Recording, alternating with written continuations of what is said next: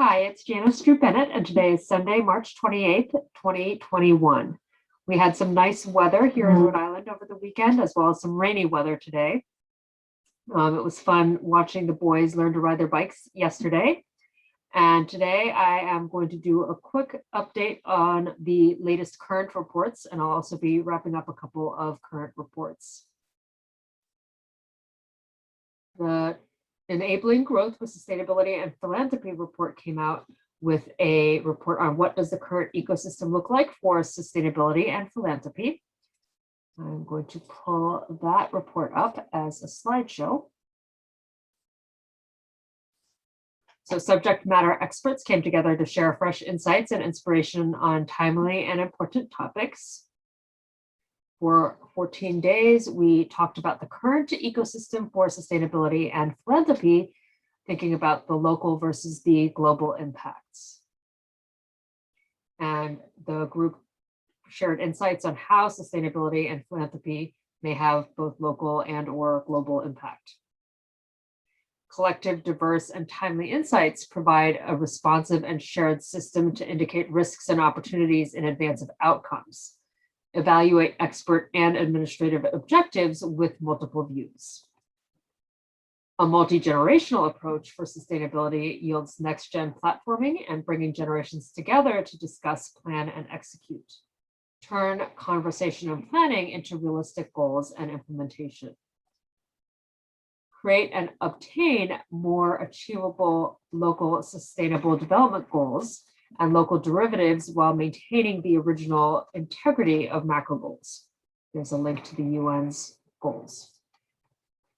Engage organizations broadly and create philanthropic programs contributing to employees' personal ability to engage with sustainability initiatives and agree on measurable impacts that align local and global goals. As we share best practices, thinking about involving institutions, the civil society, companies, governments, and NGOs via reports, online platforms, networking events, etc. As an example, see the promotion of the circular economy by the Ellen MacArthur Foundation. Also ensure education, good health, and well-being. There are different layers of improvement, and guaranteeing inclusive quality education and providing lifelong learning opportunities for everyone is one point of impact, as well as ensuring gender equality, healthy lives, and well-being for all ages. Third point was on scaling impact capital for effective solutions. Ensure the most effective solutions have access to necessary financing, both debt and equity, resources with access, knowledge, stakeholder buy-in, and also communicate up and down all chains of communities, disrupting the status quo. The group on the global work from home experience, trends, tools, and best practices had the 28th topic of discussion, report on how organizations will plan hybrid, remote, and in-office positions. I will pull that report up as well. Similarly, the global work from home experience panel came together for 2 weeks with experts discussing and voting on each other's ideas to distill into the following summary. Discussing hybrid, how will organizations plan hybrid, remote, and in-office positions? Should organizations allow all employees to return on a part-time basis and remain remote for the remainder of the week? Or should employees with more tenure or seniority be provided with the option to remain 100% remote? Those who can work from home, such as sales teams, are likely to work at least 80% from home with perhaps one on-site day a week. And those who are predominantly factory or lab-based may be expected to be on-site all the time.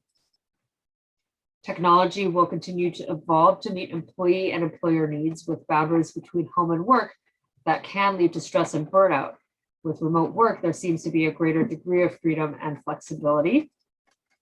Flexible work will depend on where employees want to work and what the business needs are. For example, trainees versus experienced staff. Providing training and resources for remote work as well as support for health and well-being are key points.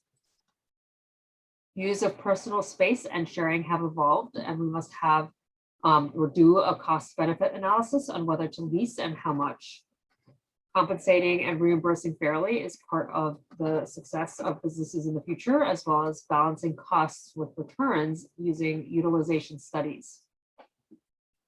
Will hybrid work actually work? And this is where we assess some pros and cons. And there are some huge advantages for businesses and employees with the hybrid model, but only if the challenges surrounding communication and collaboration are met.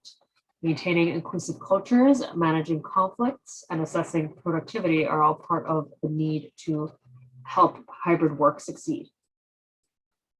Using the right tools for the job to meet needs are also important for managing workload effectively and efficiently. As an example, cloud apps like Jira and Confluence with Atlassian and OneDrive, Microsoft's product, instead of a server can mean that there's no need for a VPN for daily work. Taking turns remote one day, in office the next. Some employees may prefer remote work while others may want to be at the office, and determining what public health guidelines are important for your organization and what will help collaboration, teamwork, and productivity. Again, I invite you to join these discussion groups as well as follow me on the current platform. I'll share this link as well. The platform has produced a new layout for the current, showcasing the different posts that I personally put up there, and I will share this link so that you can also follow me and join the current platform to explore what topics are of interest to you.